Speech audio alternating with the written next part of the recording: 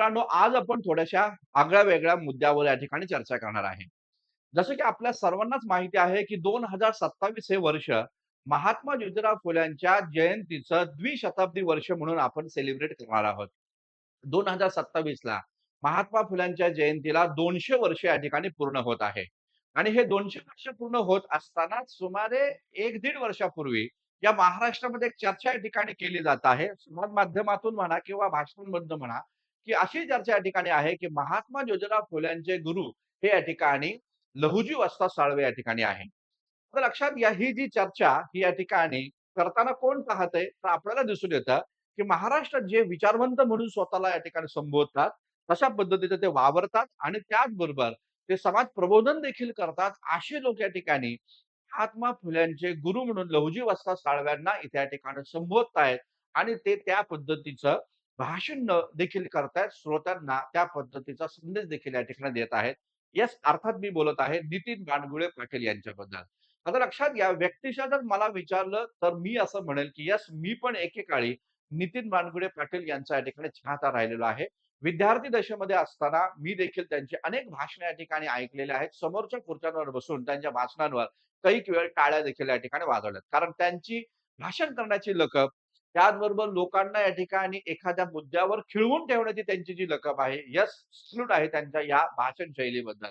परंतु आता नुकतंच माझ्याकडे काही समाज माध्यमांच्या माध्यमातून माझ्याकडे या ठिकाणी नितीन बानगुडे पाटील यांचा एक या ठिकाणी भाषण आलेलं आहे, जे 11 मिनिटाचं आहे.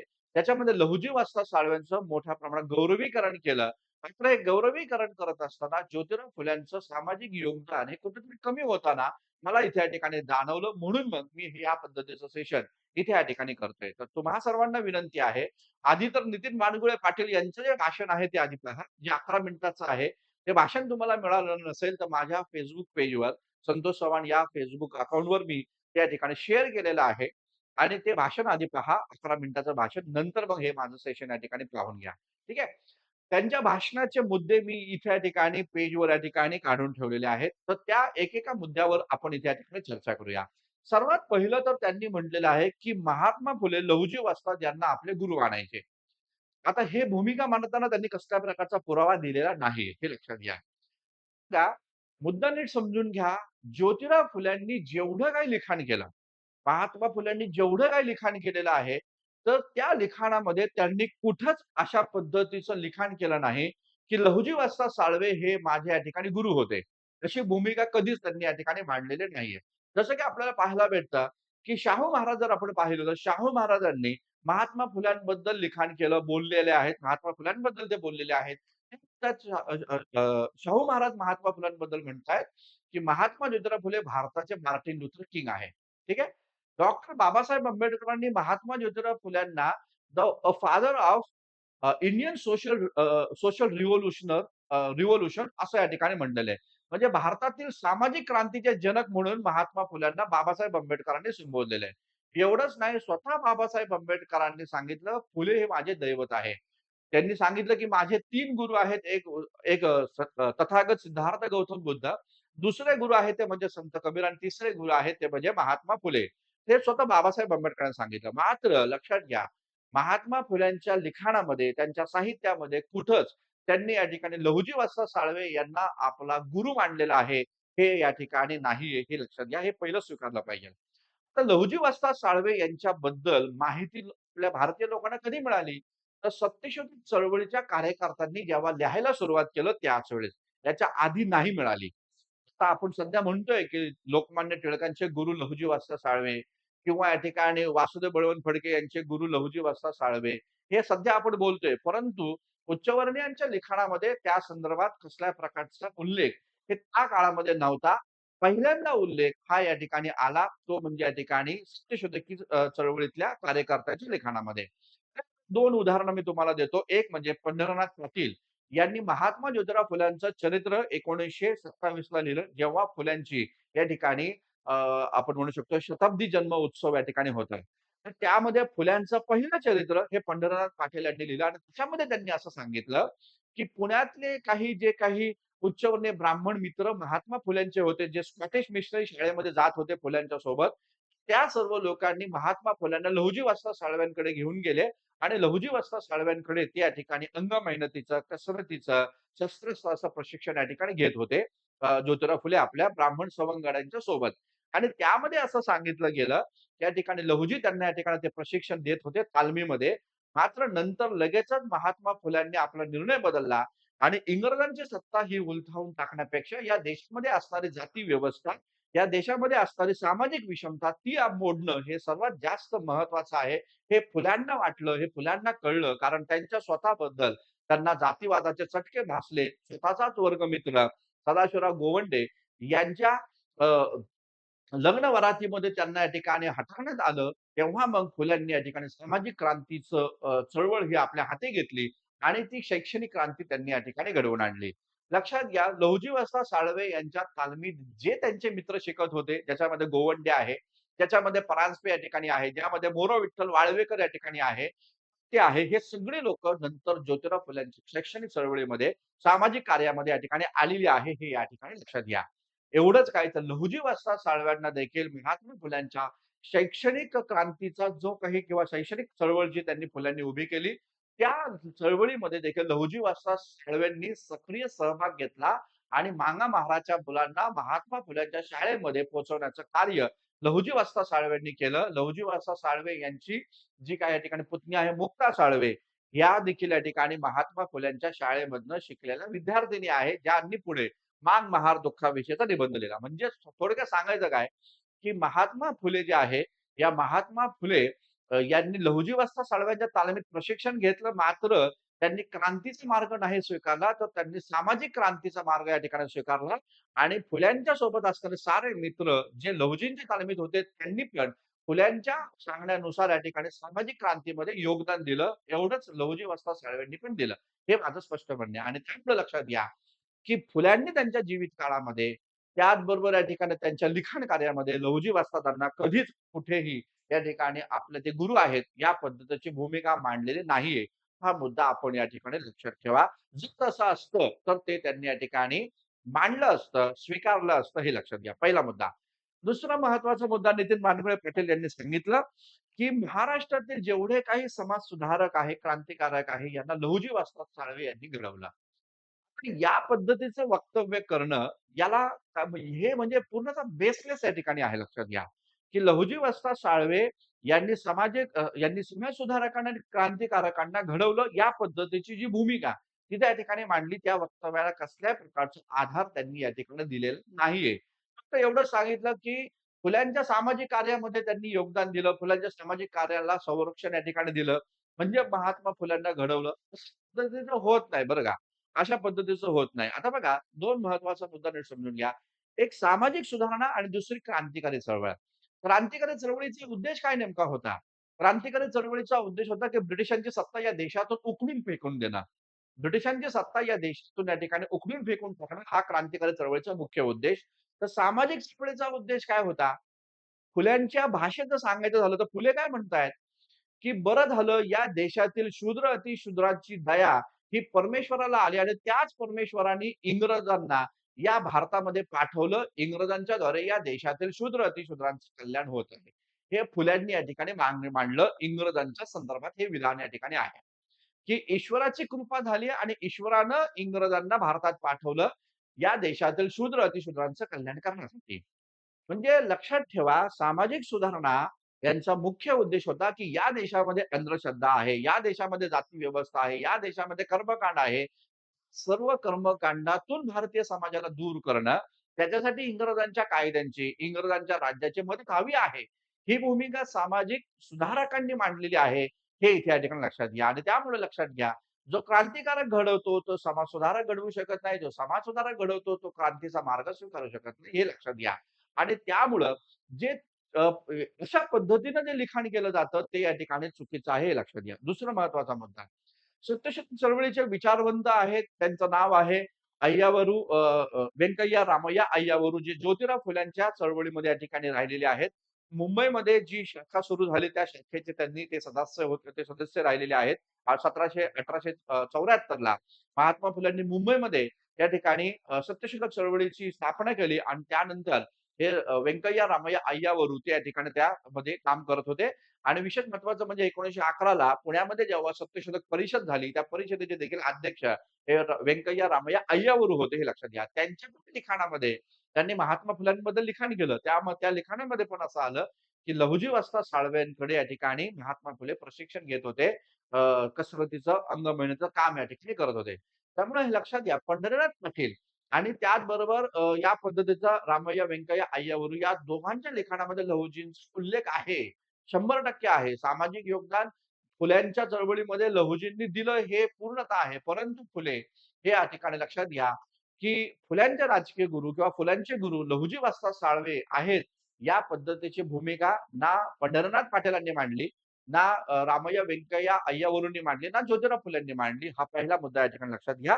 आणि त्यामुळं की समाज सुधारकांना आणि क्रांतिकारकांना लहुजी वस्ताद साळव्यांनी जे घडवलेलं आहे, ही जी काही भूमिका वक्तव्य केलं जातं, त्याला हे करताना काहीतरी आधार असणं गरजेचं आहे, हे लक्षात घ्या. बिन आधाराचा इतिहास सांगितला जातो, मात्र तो अडाणी लोकांपुढे टिकतो. तो या ठिकाणी अ, जेव्हा तुम्ही संशोधन करता, तेव्हा तो टिकत नाही. तो बुडाचा या ठिकाणी राहतो, हे लक्षात घ्या. ठीक आहे. त्यानंतर बघा पुढे असं सांगितलं गेलं त्यांनी त्यांच्या वक्तव्यामध्ये, की सावित्रीबाई फुले जेव्हा या ठिकाणी मुलींना शिक्षण देण्यासाठी या ठिकाणी जात होते, तेव्हा पुण्यातले काही उच्चवर्णीय ब्राह्मण त्यांच्या अंगावर शेण टाकायचे, दगडं टाकायचे. एका एका व्यक्तीनं एका धटिंग त्यांनी असा शब्द वापरला धटिंग. त्या धटिंगानं सावित्रीबाई फुल्यांचा हात या ठिकाणी पकडला, तो पिरघळला. सावित्रीबाई फुल्यांनी पलटी मारली आणि त्याच्या कानाखाली या ठिकाणी मारली. तर ही जी आक्रमकता सावित्रीबाई फुल्यांमध्ये आली, ती कोणामुळे आली? तर लहुजी वस्ताद साळव्यांमुळे आली. अशी जी भूमिका त्यांनी तिथं मांडली. कदाचित श्रोते वर्गाला खुश करण्यासाठी मांडली असेल. परंतु मला असं वाटतं, ह्या पद्धतीची भूमिका मांडणं, हे या ठिकाणी ते पण फुल्यांच्या जन्मशताब्दी महोत्सवच्या वर्षामध्ये अशी भूमिका मांडणे चुकीचं आहे. तर लक्षात घ्या, यामागचा इतिहास काय लहानपणापासून आपण शिकत आलेलो आहे. महात्मा फुल्यांनी 1848 ला मुलींची पहिली शाळा या ठिकाणी सुरू केली, भिडेवाड्यामध्ये सुरू केली आणि मग ती शाळा सुरू केल्यानंतर त्यांच्यावर आरोप झाले, की मुलींना शिकवणारा पुरुष कसा काय? कारण त्या काळामध्ये स्त्रिया आणि पुरुष यांच्यामध्ये या एकत्र येऊ देत नव्हते. लहान वयामध्ये मुलींची या ठिकाणी लग्न केली जात होती. अशा प्रकारच्या सगळ्या गोष्टी होत्या आणि मग या प्रकरणामध्ये मुलींना एका पुरुष शिक्षक कसं काय शिकवल? असं जेव्हा फुल्यांच्या चारित्र्यावर त्या काळामध्ये हल्ले करण्यात आले, तेव्हा फुल्यांनी स्वतःच्या पत्नीला शिकवला. फुल्यांनी कुठं सावित्रीबाई फुल्यांना दुसरीकडे शिकवण्यासाठी नाही पाठवलं. त्या फुल्यांनी स्वतः सावित्रीबाई फुल्यांना शिकवलं आणि ते शिकवल्यानंतर सावित्रीबाई फुल्यांना त्या मुलींची शाळा घेण्यासाठी या ठिकाणी पाठवलेला आहे. हा इतिहास या ठिकाणी आहे. लहान मुलाला पाठ्यपुस्तकामध्ये पण हा इतिहास वाचायला मिळतो लक्षात घ्या. तर सावित्रीबाई फुल्यांना कोणी शिकवलं? कोणी घडवलं? महात्मा फुल्यांनी घडवलं. मात्र तुम्ही काय म्हणताय, की सावित्रीबाई फुल्यांनी त्या व्यक्तीच्या कानाखाली मांडली ही आक्रमकता लहुजी वस्ताद साळव्यांकडनं आली. महात्मा फुले आक्रमक नव्हते का? मुद्दा नीट समजून घ्या. महात्मा फुले आक्रमक नव्हते का? महात्मा फुल्यांच्या वडिलांनी त्यांना सांगितलं, की हे सामाजिक सुधारण्याचं थोटांड जे चालवलेलं आहे ते बंद कर, नाहीतर घर सोडून जा. महात्मा फुले आपल्या पत्नीला घेऊन घर सोडून गेलेले आहेत. हे लक्षात घ्या. त्यामुळं हा इतिहास तुम्हाला अ, माहिती असला पाहिजे. तुम्ही या पद्धतीचं वक्तव्य करताना येस, महात्मा फुल्यांना जेव्हा मारेकरी टिकले, जेव्हा खालच्या समाजाचे आणि कनिष्ठ जातीचे मारेकरी महात्मा फुल्यांच्या अंगावर धावले, त्यावेळेस महात्मा फुल्यांनी त्यांचं मत परिवर्तन या ठिकाणी केलं आणि त्यांना समजावून सांगितलं, की मी अरे तुमच्याच मुलांना शिकवतोय. त्यातून तुमच्या पिढीचा उद्धार होईल. तेव्हा ते मारेकरी या ठिकाणी परत गेलेले आहेत, हे लक्षात घ्या. जे उच्चवर्णीय लोक या ठिकाणी सावित्रीबाई फुले, महात्मा फुल्यांच्या विरोधात होते, त्यांना संरक्षण द्यायचं कार्य लहुजी वस्ताद साळवेंनी जरूर केलं. ते नाकारायचा विषयच नाहीये. परंतु हा मुद्दा लक्षात घ्या. सावित्रीबाई फुल्यांमध्ये जी आक्रमकता आली, ती लहुजी वस्ताद साळव्यांमधून आली, की महात्मा फुल्यांमधून आली, तर हा मुद्दा या ठिकाणी लक्षात घ्या. तो क्लिअर करून टाका. कारण ज्या व्यक्तीचा पती हाच इतका आक्रमक आहे, फुल्यांचं लिखाण तुम्ही पाहणार आहे. फुल्यांचं लिखाण तुम्ही वाचा. गुलामगिरी वाचा, तृतीय रत्न नाटक या ठिकाणी वाचा, शेतकऱ्यांचा असूड तुम्ही या ठिकाणी वाचा, छत्रपती शिवाजी महाराजांचा पोवाडा त्यांनी जो लिहिला तो या ठिकाणी वाचा, ब्राह्मणांचं कसब या ठिकाणी वाचा. त्या काळामध्ये ब्राह्मणशाहीच्या विरोधामध्ये बंड ठोकणारा एकमेव महात्मा होता तो म्हणजे महात्मा फुले. हे लक्षात घ्या. आणि त्यामुळं महात्मा फुल्यांचं उंची तुम्ही या ठिकाणी कमी करण्याचा प्रयत्न जर तुमच्या भाषणांमधनं करत असेल, तर सॉरी आम्ही तुमच्याशी ॲग्री नाहीये हे लक्षात घ्या. ठीक आहे. दुसरा महत्वाचा मुद्दा असा आहे, ठीक आहे फुल्यांच्या सुरक्षेची काळजी वगैरे घेतली तर चला ते ठीक आहे आम्ही एक्सेप्ट करतो काही तो विषय नाहीये. तर दुसरं बघा मुक्ता साळवे यांच्याबद्दल त्यांचं या ठिकाणी लिखाण आहे. मुक्ता साळवे आपल्या सर्वांना माहिती आहे महात्मा ज्योतिराव फुले यांच्या शाळेतील या ठिकाणी विद्यार्थिनी. आता त्यांनी त्याचा उल्लेख केला, की मुक्ता साळवे या पहिल्या विद्यार्थिनी या ठिकाणी होत्या महात्मा फुल्यांच्या शाळेमधल्या. बिलकुल नाहीये तसं. महात्मा फुल्यांची शाळा जर आपण पाहिलं ती 1848 ला भिडेवाड्यामध्ये सुरू झाली. पहिल्या 5 मुली होत्या आणि नंतर मग ते मुली वाढत गेलेल्या आहेत हे लक्षात घ्या. आणि मग मुक्ता साळवे जेव्हा आपण पाहतो तेव्हा तिचा अंक जो आहे, मांग महारा दुःखाविषयीचा निबंध जो आला ज्ञानोदय या वर्तमानपत्रामध्ये 15 फेब्रुवारी सन 1855 ला. तो 1855 की 1853 च्या दरम्यान तो आलेला आहे. 15 फेब्रुवारी तारीख मला चांगली माहिती आहे. तर त्या काळामध्ये तो या ठिकाणी ज्ञानोदयमध्ये प्रकाशित झालेला आहे. मांग महार दुःखाविषयीचा निबंध असं तो आहे. तर इथं यांनी भूमिका काय मांडली बरं का? यांनी भूमिका अशी मांडली त्या पहिल्या विद्यार्थिनी होत्या. तर बिलकुल नाही. पहिल्या विद्यार्थिनी कोण आहे? सुमती मोकाळी आहे, दुर्गा देशमुख आहे, माधवी थत्ते आहे, सोनू पवार आहे, जनी कर्डिले आहे. तर या सर्व या ठिकाणी आहे महात्मा फुलेच्या शाळेत जाणाऱ्या पहिल्या विद्यार्थिनी. तुम्ही व्यवस्थित सांगा लोकांना. तुम्ही व्यवस्थित त्या ठिकाणी सांगा आणि मग मुक्ता साळवेंचं योगदान सांगा. आता मुक्ता साळवेंनी मांग महाराच्या दुःखाविषयीचा निबंधमध्ये काय लिहिलं? या देशातील जाती व्यवस्था लिहिलेली आहे. या देशामध्ये मांगा महाराच्या वाट्याला कशा पद्धतीचे दुःख येतंय, हे त्यांनी या ठिकाणी त्यामध्ये या ठिकाणी मांडलेले आहे. त्यांनी हे मांडलेलं गुलटेकडीच्या डोंगरावर या ठिकाणी मांगा महाराजच्या मुंडक्यांचा फुटबॉल खेळला जात होता. ह्या पद्धतीची भूमिका त्यांनी या ठिकाणी मांडली. म्हणजे मांग महाराजच्या दुःखाविषयीचा निबंध जो त्यांनी या ठिकाणी लिहिला, त्यामध्ये या देशातील जाती व्यवस्थेचं विदारक चित्र त्यांनी या ठिकाणी आपल्या या ग्रंथामध्ये मांडलं. ज्ञानोदयमध्ये ते प्रकाशित झालं.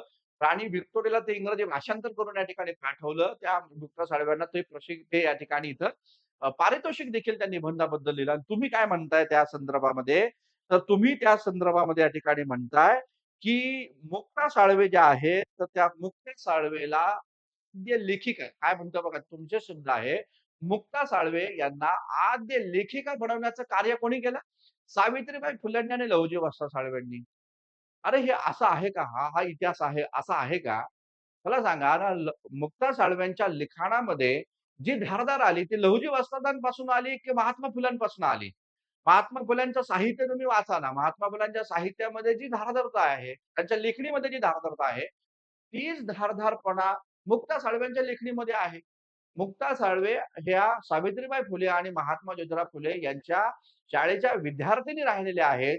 शिक्षक जो आहे, त्या शिक्षकानं सांगितलेले विचार त्या मुलीला पटले, ते तिने लिखाणामध्ये उतरवले. तुम्ही म्हणताय, की यामागे महात्मा फुले यामागे या ठिकाणी लहुजी वस्ताद साळवे आणि सावित्रीबाई फुले जे आहेत, त्यांनी मुक्ता साळवेला आद्य लेखिका बनवलं. म्हणजे काय तुम्ही बोलताय? कशा पद्धतीने विचार मांडताय? कशा पद्धतीनं लोकांना तुम्ही सांगताय? आता सध्याच्या या काळामध्ये बघा Facebookचं युग आहे, सोशल मीडियाचं युग आहे. आपला तरुण वर्ग वाचत नाहीये काही. आपला तरुण वर्ग WhatsApp युनिव्हर्सिटीमध्ये शिक्षण घेतोय. सोशल मीडियावर जे काही येतंय ते या ठिकाणी ते त्याला सत्य मानतोय. आणि मला हे सांगायचंय, की सामाजिक प्रबोधन करणारे जे लोक आहे, त्याचबरोबर विचारवंत म्हणून या ठिकाणी भाषणं देणारी जी लोक आहे, त्यांनी लिखाण करताना, त्यांनी भाषणं मांडताना, भाषणं देताना ऐतिहासिक पुरावे या ठिकाणी समोर ठेवणं गरजेचं आहे आणि आपलं भाषण करताना एखाद्या महापुरुषाची तुम्ही उंची जरूर वाढवा, परंतु त्यामुळे दुसऱ्या महापुरुषाची उंची कमी होती का नाही, याची पण तुम्ही या ठिकाणी थोडी खबरदारी घेणं गरजेचं आहे, हे लक्षात असू द्या. हे माझं तुम्हाला या ठिकाणी म्हणणं आहे. आता बघा तुम्ही जे मांडलं त्याच्याबद्दल साहजिकच समोर मातंग समाजाचे श्रोते आहेत, त्यांना खूप छान वाटलं. परंतु नवी तरुण पिढी तोच आदर्श नजरेसमोर ठेवतं ना. मग ते काय विचार करा महात्मा फुले वाचतील का ते? तर ते म्हणतात, "जाऊ दे महात्मा फुलेंना कशाला वाचायचं? लहुजी वस्ताद साळवे गुरु आहेत."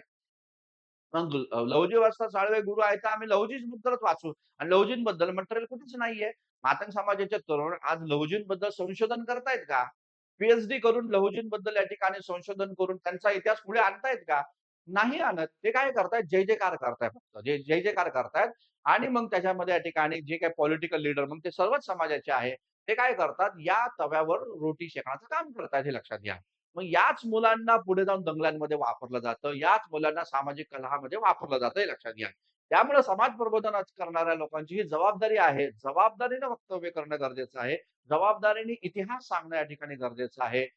ज्यांनी आपल्याला या ठिकाणी भाषणाला बोलवलं, त्या लोकांना खुश करून जाणं, हा भाषणाचा उद्देश नसतो लक्षात घ्या. त्याच्यामध्ये त्या लोकांचं प्रबोधन या ठिकाणी करणं गरजेचं आहे. फुल्यांचं कार्य, लहुजींचं कार्य हे कसं एकमेकांना पूरक राहिलेलं आहे, तो इतिहास मांडण्याच्या ऐवजी तुम्ही फुल्यांचं कार्य हे कमी लेखतं. म्हणजे कशा पद्धतीने तुम्ही हे वक्तव्य केलं, की मुक्ता साळवे यांना आद्य लेखिका करण्याचं काम सावित्रीबाई फुले आणि लहुजी वस्त्र साळवेंनी केलं. फुले नव्हते का त्याच्यामध्ये? हे या ठिकाणी लक्षात घ्या. तर या पद्धतीचं अत्यंत तोकडी विचाराचं जे विधान तुम्ही केलं, ते मला तर पटलेलं नाहीये. दुसरं बघा, आता काय म्हटलंय, की मुक्ता साळवे जे आहेत त्यांच्यामध्ये टॅलेंट होतं आणि मग त्यामध्ये भूमिका अशी मांडली, की लहुजींची भूमिका अशी या ठिकाणी होती, की आमच्याकडे टॅलेंट आहे, सगळं आहे, मेरिट आहे, आम्हाला फक्त संधी हवी आहे. ती भूमिका त्यांनी मांडली. अरे ही भूमिका कुठून आणली तुम्ही? की लहुजी वस्ताद साळवेंची भूमिका राहिली का? की आमच्याकडे टॅलेंट आहे, आम्हाला संधी द्या. अरे ती संधी पहिल्यांदा उपलब्ध करून दिली फुल्यांनी. मी काय सांगतो तुम्हाला, ज्योतिराव फुल्यांनी या देशातील मागासलेल्या लोकांमध्ये टॅलेंट आहे, ही संधी उपलब्ध करून त्यांना द्या, या प्रकारची भूमिका फुल्यांनी मांडलेली आहे. म्हणून तर फुल्यांनी मुलींसाठी शाळा सुरू केल्या. ज्या मुलींना या ठिकाणी शिक्षणाचा अधिकार नव्हता, त्या मुलींसाठी या ठिकाणी शाळा महात्मा फुल्यांनी या ठिकाणी सुरू केल्या. अस्पृश्यांना शिक्षणाचा अधिकार नव्हता, त्यांच्यासाठी शिक्षणाची संधी महात्मा ज्योतिराव फुल्यांनी या ठिकाणी उभी केली. लक्षात घ्या त्यावेळेसच्या शाळा सरकारी अनुदानामध्ये चालत नव्हत्या. फुल्यांनी स्वतःच्या खिशातले पैसे खर्च केलेत.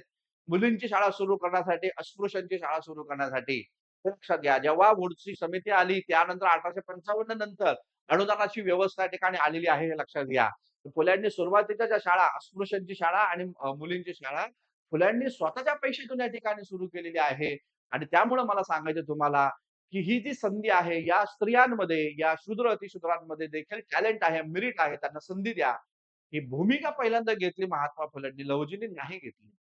लहुजींची तशा प्रकारची भावना असेल, नाही असं नाही. परंतु ती भावना फुल्यांची होती लक्षात घ्या आणि फुल्यांनी त्यासाठी काम केलं. फुल्यांचा राजकीय सामाजिक इतिहास पण आहे ना, हंटर कमिशनमध्ये गेले. हंटर कमिशनमध्ये 1882 ला जेव्हा हंटर कमिशन आलं, तेव्हा या देशातील या ठिकाणी झिरपता सिद्धांत जो आहे शिक्षणाचा झिरपता सिद्धांत, तो कसा फेल्युअर झालेला आहे हे फुल्यांनी या ठिकाणी सांगितलं. हंटर कमिशनच्या समोर फुले या ठिकाणी जातात. आपलं शेतकऱ्याचा पेहराव या ठिकाणी करत आणि फुले या ठिकाणी ते सांगतायत, की या ठिकाणी ड्यूक ऑफ कॅनॉट या ठिकाणी जेव्हा आला होता राणीचा राजपूत, पुण्यामध्ये जी सभा झाली, पुण्यातले सगळे उच्चवर्णीय या ठिकाणी सुटमध्ये होते, गेले होते. फुले तिथे या ठिकाणी फाटक्या शेतकऱ्याचा अंगरखा घेऊन घालून आलेत आणि ते तिथे या ठिकाणी सांगतायत काय, की इथं जे काही सुटाफुटामध्ये जे लोक जमलेले आहेत, तो भारत नाहीये. भारत हा ग्रामीण भागामध्ये राहतोय. तो कसा राहतोय त्या वेशामध्ये मी आलेलो आहे. फाटका अंगरखा, फाटक्या वहाण्या, डोक्याला मुंडेसे घालून मी इथे या ठिकाणी आलेलो आहे. जर तुम्हाला या देशाचं कल्याण करायचं असेल, तर शेतकऱ्याच्या पोरांना शिक्षण द्या. मागा महाराजच्या पोरांना शिक्षण द्या. ही भूमिका 1877 ला घेतली ना ज्योतिराव फुलेंनी. जेव्हा ड्यूक ऑफ कॅनॉट या ठिकाणी आले होते. तेव्हा लहुजी वस्त्र साळवे जिवंत होते ना. 1881 ला त्यांचं निधन झालेलं आहे. 1877 ला ही भूमिका ज्योतिराव फुल्यांची आहे. कुठे? तर या ठिकाणी ड्यूक ऑफ कॅनॉटच्या समोर या ठिकाणी आहे. पुण्यामध्ये हा समारंभ या ठिकाणी भरलेला होता. हे लक्षात घ्या. आणि मग पुढे 1882 साली या ठिकाणी हंटर कमिशन जेव्हा येतं, तेव्हा फुले भूमिका मांडतात, की या ठिकाणी प्राथमिक शिक्षण मोफत आणि सक्तीचं द्या. फुल्यांचं एक कॉन्ट्रिब्युशन तुम्ही कसं काय विसरू शकता हे मला समजायला मार्ग नाहीये. हे कॉन्ट्रिब्युशन फुल्यांचं समोर मांडलं पाहिजे लक्षात घ्या. मग समोर कोणत्याही जाती धर्माची व्यक्ती असली तरी चालेल. पण फुल्यांचं हे सामाजिक कॉन्ट्रिब्युशन, हे फुल्यांचं योगदान तुम्ही सांगा ना मातंग समाजाला. आमच्या मातंग बांधवांना ह्या गोष्टी सांगा ना. फुल्यांचं सामाजिक योगदान काय बाबा? याच व्यक्तीनं पहिल्यांदा तुम्हाला संधी दिलेली आहे. हे स्वीकारणं गरजेचं आहे लक्षात घ्या. तरच उद्धार आहे लोकांचा. नाही तर मग या ठिकाणी अ, महापुरुषाच्या विरोधात महापुरुष उभं करायचं. आणि समाजाला वेगळ्या वळणाकडे घेऊन जायचं, असा उद्योग काही संघटनांचा आहे. त्या संघटनांना तुम्ही खतपाणी घालताय, असं या ठिकाणी इथं होऊन जाणार आहे, हे लक्षात घ्या. ठीक आहे? तर ह्या प्रकारचे मुद्दे या ठिकाणी लक्षात घ्या. अजून काही महत्त्वाचं भूमिका त्यांनी मांडली, जे पूर्णतः बेसलेस या ठिकाणी आहे, लक्षात घ्या. आता काय भूमिका मांडली? तर लक्षात घ्या, साताऱ्याचं संस्थान खालसा करण्यात आलं. आता वास्तविकता मी इतिहासाचा अ, म्हणजे नेटसेट झालंय आपलं. इतिहास हा विषय बऱ्याच वर्षापासून या ठिकाणी विद्यार्थ्यांना शिकवतोय. कॉम्पिटिटिव्ह एक्झामिनेशनसाठी तो शिकवतोय. लक्षात घ्या. त्याच्यामध्ये तुम्ही काय सांगताय, की 1857 चा विद्रोह झाला. 1840 च्या दरम्यान या ठिकाणी साताऱ्याचं संस्थान जे आहे, ते प्रतापसिंह आपले साताऱ्याचे जे राजे होते प्रतापसिंह महाराज आहे, त्यांच्या संदर्भामध्ये भूमिका घेतली गेली. त्यांचं राज्य खालसा केलं 1848 ला डलहौसीनं आणि मग रंगोबापू गुप्ते हे लंडनला गेलेले आहेत आणि पण तुम्ही काय सांगितलं 1857च्या उठावामध्ये या ठिकाणी असं ठरलं, नानासाहेब पेशवे तात्या टोपे हे या ठिकाणी उत्तरेकडची मोहीम लढतील आणि लहुजी वस्ताद साळवे आणि रंगबापू गुप्ते हे दक्षिणेकडे या ठिकाणी उठाव करतील. या प्रकारची भूमिका तुम्ही या ठिकाणी मांडता. मला सांगा 1857च्या उठावामध्ये लहुजी वस्ताद साळव्यांचं कॉन्ट्रिब्युशन तुम्ही या पद्धतीचं मांडताय. खरंच ते होतं का त्या पद्धतीचं? मला तुम्ही सांगा ना, त्या पद्धतीचं तुम्ही होतं का? पुढे तुम्ही काय सांगता बघा, आता हे मान्य आहे मला पण, की साताऱ्यामध्ये जो विद्रोह झाला त्याच्यामध्ये मांग समाजाचे होते, बेरड समाजाचे होते, रामोशी समाजाचे लोक पण या ठिकाणी होते. हे मला मान्य आहे. हे मला मान्य आहे. बाबिया मांग आहे, यशा मांग आहे, हे तिथं या ठिकाणी होते. परंतु लक्षात घ्या, तुम्ही या ठिकाणी असं सांगताय, की 1857च्या उठावामध्ये रंगू बापूजी सोबत या ठिकाणी लहुजी वस्ताद साळव्यांनी बंड करण्याचं ठरवलं. मग मला सांगा हे जर खरं आहे, तर इंग्रजांनी रंगबापू गुप्ते यांना अटक केली. लहुजी वस्तादांना का नाही केली? रंगबापू यांना अटक केली. लहुजी वस्तादांना का नाही केली? याचं उत्तर या ठिकाणी द्या. इंग्रजांच्या दप्तरी अशी कुठं भूमिका आहे का लहुजी वस्ताद साळव्यांनी सैनिक तयार केले आणि 1857च्या उठावात पाठवलं? तुम्ही काय वक्तव्य करताय? तर तुम्ही या पद्धतीचं या ठिकाणी वक्तव्य केलेलं आहे या संदर्भामध्ये, जे की पूर्णतः तुला तुम्हाला या ठिकाणी वाटतं. त्यामध्ये तुम्ही असं म्हटलं, 1857च्या उठावामध्ये जिथं-जिथं या ठिकाणी विद्रोह झाला. काय म्हटले तुम्ही? 1857च्या उठावामध्ये जिथं-जिथं विद्रोह या ठिकाणी झाला, त्या विद्रोहामध्ये सैनिकी पुरवण्याचं काम आणि शस्त्र पुरवण्याचं काम लहुजी वस्तादांनी केलं. हे वक्तव्याने माझ्या मेंदूला जर मुंग्यात आलं लक्षात घ्या. की जिथं-जिथं विद्रोह झाला, तिथं-तिथं सैनिक पुरवण्याचं काम आणि शस्त्र पुरवण्याचं काम लहुजी वस्ताद साळवे यांनी या ठिकाणी केलं. आता लहुजी वस्ताद साळवे यांच्याकडे तेवढी शस्त्र होती का? 1857च्या उठावातल्या सर्व क्रांतिकारकांना पुरवणं आणि तेवढी सैनिक जरी लहुजी वस्ताद साळव्यांकडे होती का? की उठाव करण्यासाठी प्रत्येक ठिकाणी त्यांनी या ठिकाणी सैनिक या ठिकाणी पाठवलं. तर यशावांग बाबिया मांग हे साताऱ्याच्या या गंगू यांच्या मध्ये सहभागी झाले. ते त्यांना लहुजी वस्ताद साळवेनीच तयार केलं याचा काही पुरावा आहे का तुमच्याकडे? काहीच नाही पुरावा. काहीच पुरावा नाही. आणि हे किती तकलादू आहे, की 1857चा उठाव जो झाला, त्या 1857च्या उठावामध्ये तुम्ही या ठिकाणी म्हणताय, की सैनिक पुरवण्याचं आणि शस्त्र पुरवण्याचं काम हे लहुजी वस्ताद साळवेंनी केलं. Googleवरच्या माहिती घेऊन तुम्ही जर असं भाषण करत असाल, तर मला तुमच्या या अशा वक्तव्याची थोडीशी कीव यायला लागलेली आहे. Googleवरचा डेटा हा सत्य असतो का? Googleवरचा डेटा कोणी पण येतं आणि काय पण या ठिकाणी त्याच्यामध्ये मांडतं. कसलाही ऐतिहासिक पुरावा नाही, काही नाही. कुठल्यातरी मासिकमध्ये कुठल्यातरी संघटनेच्या कार्यकर्त्याने लिहिलेला इतिहास जो खरा आहे की असत्य आहे, ते या ठिकाणी तुम्ही या ठिकाणी तपासून पाहत नाही. Googleवर तशा प्रकारची इन्फॉर्मेशन मिळती आणि ती तुम्ही सत्य मानून तुम्ही विचारवंत म्हणून समाजात वावरता, प्रबोधन करता आणि ते मांडता. हे कितपत योग्य आहे?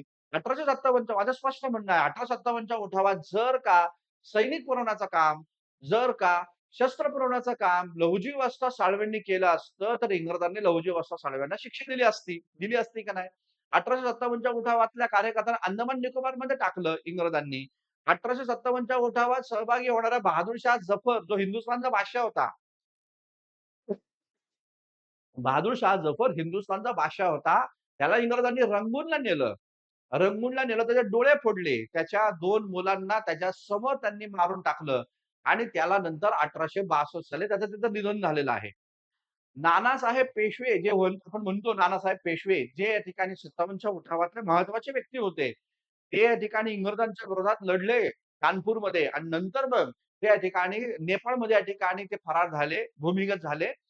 इंग्रजांनी त्यांचा तपास या ठिकाणी काढायचं ठरवलं, तेव्हा त्यांची लहान मुलगी 8 वर्षाची मुलगी होती. 8 वर्षाची. मैना तिचं नाव. तिला इंग्रजांनी जिवंत जाळलं. तिला विचारलं, की "तुझे वडील कुठे आहेत? नानासाहेब पेशवे कुठे आहेत?" तिला माहीत नव्हतं. त्या मैनाला जिवंत जाळलं. असे क्रूर इंग्रज.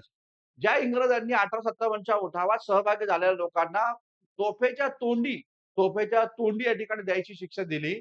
हे इंग्रज जर लहुजी वस्ताद साळवे 1857च्या उठावामध्ये सैनिकी पुरवण्याचं, शस्त्र पुरवण्याचं काम करत असतील, तर इंग्रजांच्या दप्तरी तशी नोंद हवी. भारतीय इतिहासकारांच्या दप्तरी तशी नोंद हवी आणि जर तसं करत असाल, तर इंग्रजांनी यांना शिक्षा करायला हवी. ते झालंय का? नाही झालं. कशासाठी मग या पद्धतीचा खोटा इतिहास सांगताय? अजून एक सांगितलं तुम्ही. तुमच्या या वक्तव्यामध्ये अजून एक या ठिकाणी सांगितलं. ते म्हणजे लहुजी वस्ताद साळवे यांच्या तालमीच्या शेजारी एक विहीर होती आणि ती विहीर त्यांनी सर्वात पहिल्यांदा अस्पृश्यांसाठी खुले करून दिली. काय म्हणता आणि हे पुण्यात. हे पुण्यामध्ये लक्षात घ्या. ज्या पुण्यामध्ये गळ्यात मडकं आणि कमरेला खराटा होता एकेकाळी अस्पृश्यांच्या. त्या पुण्यामध्ये तुम्ही असं म्हणतात, की लहुजी वस्ताद साळव्यांच्या तालमीच्या शेजारी एक विहीर होती आणि त्या विहीर ही अस्पृश्यांसाठी पहिल्यांदा खुली करण्याचं काम तुम्ही या ठिकाणी केलं. आम्ही तर आतापर्यंत हेच वाचलं होतं, की यस महात्मा ज्योतिराव फुल्यांनी आपल्या स्वतःच्या घरातील पाण्याचा हौद 1869 ला अस्पृश्यांसाठी खुला केला. हे आतापर्यंत आम्ही वाचलं. तुम्ही नवा शोध सांगितला, की पाण्याची विहीर पहिल्यांदा अस्पृश्यांसाठी लहुजी वस्ताद साळव्यांनी खुली केली. अरे जर तसं असतं, तर बाबासाहेब आंबेडकरांनी महाराष्ट्रात 14 वेळेस सत्याग्रह केलेच का पाण्याचा सत्याग्रह? हे मुद्दा लक्षात घ्या. त्यामुळं या पद्धतीचे जे काही वक्तव्य तुम्ही करता, ते Googleवर मिळालेली माहिती घेऊन तुम्ही या पद्धतीचे वक्तव्य करत जाऊ नका. तुम्ही त्यासाठी या ठिकाणी संशोधन करा आणि तशा प्रकारचे पुरावे समाजापुढे या ठिकाणी मांडा. या पुस्तकामध्ये असं म्हटलं, या इंग्रजी दफ्तरामध्ये असं म्हटलं. हे समकालीन त्या काळातले प्राथमिक पुरावे दुय्यम असले तरी चालतील, परंतु पहिल्यांदा प्राथमिक पाहिजे. ते प्राथमिक पुरावे, दुय्यम पुरावे तुम्ही या ठिकाणी मांडा आणि मग तुम्ही या ठिकाणी लोकांना सांगा, की फुल्यांच्या आधी पाण्याचा हौद या ठिकाणी, पाण्याची विहीर जी आहे ती या लहुजी वस्ताद साळवेंनी या ठिकाणी लोकांसाठी खुली केली. मानू आम्ही. 100% एक्सेप्ट आहे. 100% मानू. परंतु जो इतिहास चुकीचा आहे, तो इतिहास तुम्ही सांगणं आणि ती लोकांमध्ये या ठिकाणी उतरवणं, हे आपण बंद करणं गरजेचं आहे. कारण बघा, तरुण हे सध्या वाचत नाही. मला तुम्हाला हेच सांगायचंय. तरुण हे सध्या वाचत नाही. मातंग समाजाचा तरुण हा शिक्षणापासून कोसो मील दूर आहे आणि जे शिकलेले आहेत ते संशोधन करत नाहीये आणि संशोधन जरी करत असले तरी या विषयावर त्यांचं संशोधन या ठिकाणी नाहीये आणि त्यामुळं मला तुम्हाला हे सांगायचंय, तुमच्यासारखे विचारवंत जे भूमिका मांडतील त्याला ते सत्य मांडतात आणि ते सत्य मांडून या ठिकाणी काय भूमिका मांडतात, की हां, हेच सत्य आहे. परंतु ते सत्य मांडण्यासाठी ते सत्य तुमच्यावर जबाबदारी आहे. तुम्ही समाज प्रबोधन करताय. तुम्ही या ठिकाणी इथं छान पद्धतीनं म्हणजे माझे तर तुम्ही एक प्रकारचे आदर्शच आहेत. परंतु मला तुम्हाला हे म्हणायचंय, की तुम्ही या पद्धतीचा विचार मांडत असताना तथ्य हे मांडणं गरजेचं आहे. पुढे अजून काय म्हणाला उमाजी नायकांबद्दल. तुम्ही उमाजी नायकांबद्दल पण या ठिकाणी भूमिका मांडली आणि सांगितलं उमाजी नाईक जे आहे, या उमाजी नायकांना राजे म्हणून या ठिकाणी मान्यता लहुजी वस्तादांनी दिली. काय ऐतिहासिक पुरावा आहे का? उमाजी नायकांना राजे म्हणून तुम्ही या ठिकाणी असं म्हटलं, की लहुजी वस्ताद साळवे यांनी उमाजी नायकांना राजे म्हणून उपाधी दिली. राजे म्हणून त्यांना घोषित केलं. कोणी? लहुजी वस्ताद साळवेंनी. आता उमाजी नायकांचा आदर्श छत्रपती शिवाजी महाराज. छत्रपती शिवाजी महाराजांना अभिप्रेत असणारं राज्य या देशामध्ये निर्माण करण्यासाठी ब्रिटिश सत्तेच्या विरोधात लढत असताना त्यांनी या देशातील जे उच्चवर्णीय लोक आहे, जे खास करून मारवाडी आहे, जे धनिया सेठ आहे, त्यांच्या घरावर छापा मारला आणि त्यांच्याकडच्या पैसे घेतले, गोरगरिबांमध्ये वाटले. त्याच्या पैशातून काही शस्त्र या ठिकाणी जमा केले ब्रिटिश सत्तेच्या विरोधात आणि सोबतच सावकार महाजन यांच्याही विरोधामध्ये उमाजी नायकांचा बंड या ठिकाणी आपल्याला पाहायला भेटतं. उमाजी नायकांना फाशी 1832 साली या ठिकाणी झाली. हे या ठिकाणी लक्षात घ्या आणि तुम्ही असं म्हणताय, की उमाजी नायकांना राजे म्हणून या ठिकाणी लहुजी वस्ताद साळवेंनी या ठिकाणी मान्यता दिली. तर हे जे काही विधान तुमच्या या ठिकाणी आहे, हे कुठल्या पुस्तकामध्ये आहे, हे पहिलं जाहीर करावं. या पद्धतीची भूमिका कोणत्या ब्रिटिश दफ्तरामध्ये आहे किंवा भारतीय दफ्तरामध्ये आहे किंवा कोणी त्या काळामध्ये या पद्धतीचा इतिहास लिहिलेला आहे, हे या ठिकाणी सांगा. उमाजी नाईकांनी स्वातंत्र्याचा जाहीरनामा काढला. लक्षात घ्या. उमाजी नाईकांनी स्वातंत्र्याचा जाहीरनामा काढला आणि सरळ सांगितलं, युरोपियन व्यक्ती जिथे दिसेल तिथं त्याला ठार करा. युरोपियन व्यक्ती जिथं दिसेल तिथे त्याला या ठिकाणी ठार करा आणि ज्या लोकांची वतनं इंग्रजांनी काढून घेतलेली आहेत, त्यांनी उमाजी नाईकांच्या या स्वराज्यामध्ये किंवा उमाजी नाईकांच्या या ठिकाणी राज्याला पाठिंबा या ठिकाणी द्या. तुमची वतनं मी तुम्हाला या ठिकाणी परत करून देतो. या प्रकारची भूमिका सांगितली. गावाच्या लोकांनी इंग्रजांना टॅक्स देऊ नका ही भूमिका उमाजी नायकांनी या ठिकाणी सांगितली आणि तुम्ही म्हणताय, की उमाजी नायकांना राजे म्हणून मान्यता, राजे म्हणून घोषणा लहुजी वस्ताद साळव्यांनी या ठिकाणी दिलेली आहे. या प्रकारची भूमिका तुम्ही मांडत असताना आम्ही एक्सेप्ट करू 100% एक्सेप्ट करू जर ते खरं असेल तर. ठीक आहे. एक्सेप्ट करू, की उमाजी नायकांना राजे म्हणून तुम्ही या ठिकाणी लहुजी वस्तादांना ती मान्यता दिली. हे आम्ही एक्सेप्ट करू. परंतु तो पुरावा सत्य असेल तरच एक्सेप्ट करू लक्षात घ्या. जसं की आम्ही मानतो बघा, महात्मा ज्योतिराव फुल्यांना महात्मा ही पदवी मिळाली. महात्मा ज्योतिराव फुल्यांना महात्मा ही पदवी मिळाली. कुठे मिळाली? ती मुंबईमधल्या लोकांनी 1888 ला दिली. एक्सेप्ट आहे. विषय नाही.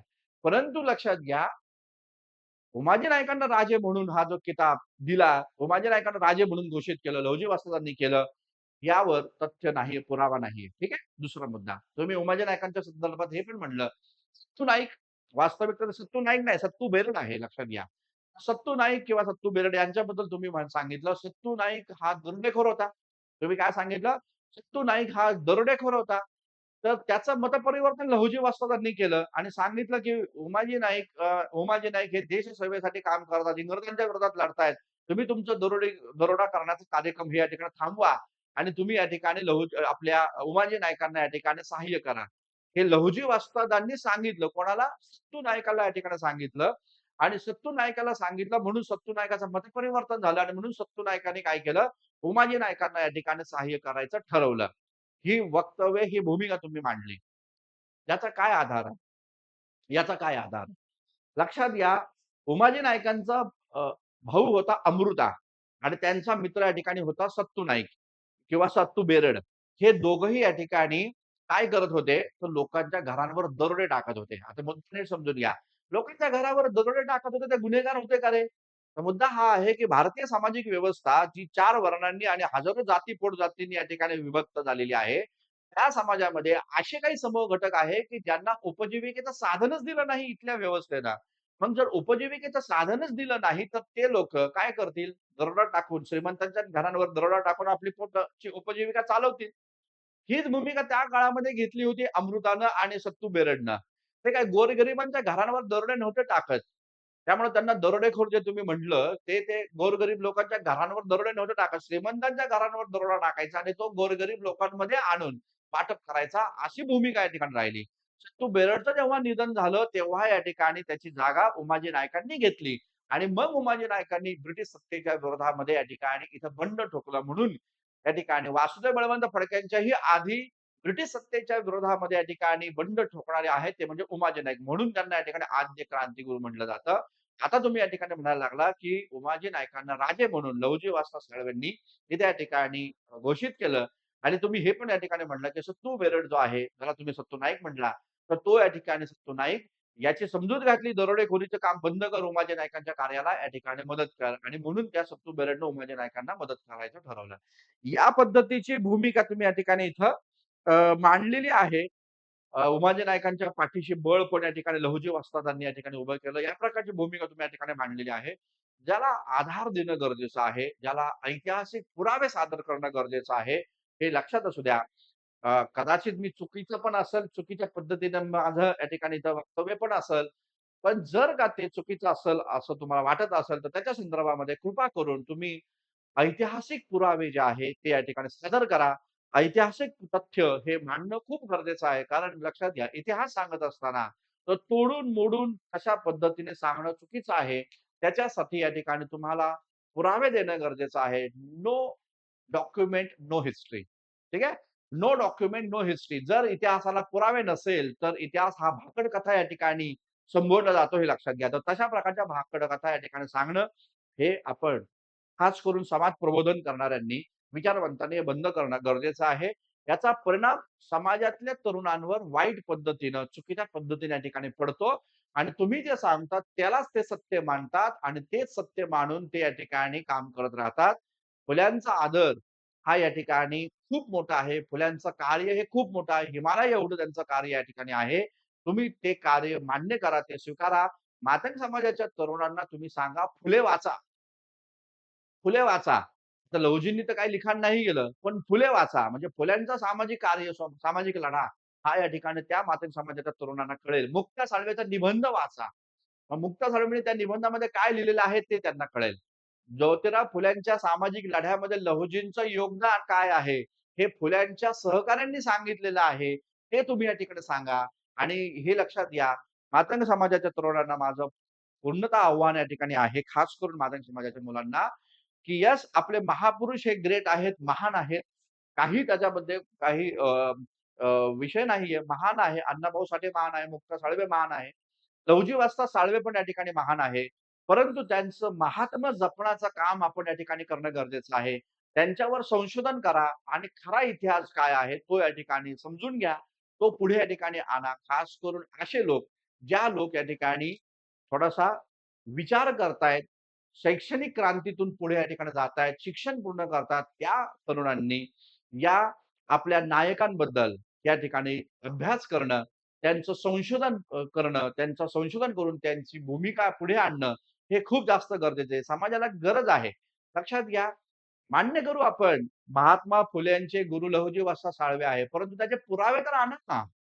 तुम्ही म्हटला म्हणून जग म्हणणार आहे असं नाहीये. फुल्यांनी लिखाण केलं. जगानं फुलांना डोक्यावर घेतलेलं आहे. जगानं फुलांना डोक्यावर घेतलेलं आहे. बराक ओबामा भारतात आला. महात्मा फुल्यांचा गुलामगिरी हा ग्रंथ घेऊन गेला.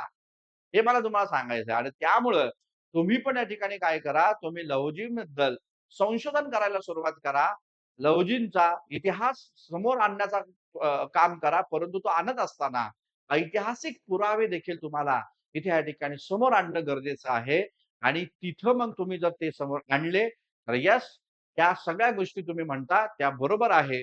परंतु लक्षात घ्या, जर बिना पुराव्या तुम्ही या ठिकाणी अशा पद्धतीच्या भूमिका घेतल्या आणि त्या पद्धतीच्या भूमिका तुम्ही मांडत राहिल्या, सामाजिक कार्याला पण सपोर्ट, क्रांतीच्या कार्याला पण सपोर्ट. आता तुम्ही काय म्हटला, बानगुडे पटेलांनी भूमिका मांडली. 1857च्या उठावामध्ये लहुजींनी सैन्य पुरवलं आणि दुसऱ्या बाजूला महात्मा फुलांच्या शाळेमध्ये मुलं पुरवली आणि तेच महात्मा फुले 1857च्या उठावाला काय म्हणतात, हे भटपांड्यांचे बंड आहे. सबाल्टर्न हिस्ट्री पहा ना तुम्ही. तुम्ही काय म्हणता, महात्मा फुले काय म्हणतात, 1857च्या उठावाला महात्मा फुलांनी काय पाठिंबा दिला होता का? महात्मा फुलेच नाही तर भारतातल्या शिकल्या सवरलेल्या उच्चवर्णीय ब्राह्मणांनी देखील 1857च्या उठावाला पाठिंबा नव्हता दिला. दादोबा पांडुरंग तर्खडकरांनी तर संगमनेरमधला विद्रोह मोडून काढला होता. हे लक्षात घ्या. आणि त्यामुळे मला तुम्हाला हे सांगायचं आहे, की या प्रकारची भूमिका मांडत असताना एका बाजूला महात्मा ज्योतिराव फुले या ठिकाणी 1857च्या उठावाला काय म्हणतात, की हे भट पांड्यांचं बंड आहे. भटांनी आणि पांड्यांनी केलेलं हे बंड आहे. ही भूमिका महात्मा फुले या ठिकाणी मांडतात. दुसऱ्या बाजूला तुम्ही म्हणतात लहुजींनी 1857च्या उठावाला शस्त्र आणि सैनिकी पुरवले. या पद्धतीचं वक्तव्य सोशल मीडियावर तुमच्या ठिकाणी व्हायरल होत आहे. समोरचा श्रोता अडाणी असल्या कारणामुळे टाळ्या वाजवतील.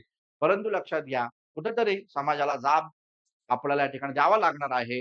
अशा प्रकारचं वक्तव्य करून तुम्ही या ठिकाणी टाळ्या जरूर मिळवताल. मात्र ऐतिहासिक पुरावे सादर करणं हे खरंच या ठिकाणी खूप गरजेचं आहे. पानगुळे पाटील साहेबांचा मी व्यक्तिशः या ठिकाणी आदर करणारा या ठिकाणी आहे. त्यांच्या भाषणाने खूप लोकं तयार झालेले आहेत. परंतु मला असं वाटलं, त्या ठिकाणी त्यांचं वक्तव्य जे आहे, त्या वक्तव्याला त्यांनी पुरावे या ठिकाणी देणं गरजेचं आहे. भानगुडे पाटील साहेब चळवळीतले आलेले आहेत, चळवळीतले ते आहेत आणि त्यामुळं माझं जे काही बोलणं त्यांना त्या संदर्भामध्ये आहे, की बस पुरावे सादर करा, पुरावे द्या, लेख लिहा कुठेतरी, मासिकामध्ये लिहा, वर्तमानपत्रामध्ये लिहा, त्याचे पुरावे तुम्ही सादर करा. यस, सर्वच लोकं तुमच्या या मतांशी सहमत या ठिकाणी राहतील. परंतु तसं तर तुम्ही या ठिकाणी नाही केलं आणि त्यामुळं या पद्धतीचं सेशन मला या ठिकाणी घ्यावं लागलं. तर हे लेक्चर मी या ठिकाणी इथं थांबवतो. तर ज्या कोण लोकांना हे लेक्चर आवडलं असेल त्यांनी लाईक करा, कमेंट करा. आपल्या समूहामध्ये देखील या ठिकाणी हे शेअर या ठिकाणी करा. चॅनलला सबस्क्राईब या ठिकाणी करा आणि माझा प्रयत्न हाच आहे, की तुमच्या समोर तथ्य असणारे, ऐतिहासिक पुरावा असणारे, तथ्य असणारे, ऐतिहासिक पुरावा असणारे या ठिकाणी इतिहास जो आहे, तो या ठिकाणी समोर या ठिकाणी मांडणं, तो समोर आणणं, हा एकमेव उद्देश आपल्या या चॅनलच्या या ठिकाणी असणार आहे. तर थांबूया मित्रांनो, आपण इथं. काहींना शिव्या द्यायचा असेल तर तुम्हाला ते स्वातंत्र्य आहे. जरूर या ठिकाणी शिव्या द्या. तुमच्या सर्व शिव्यांचा देखील मी या ठिकाणी अत्यंत नम्रपणे आदर या ठिकाणी करेल, सन्मान या ठिकाणी करेल. थांबूया आपण इथं. धन्यवाद. Thank you very much.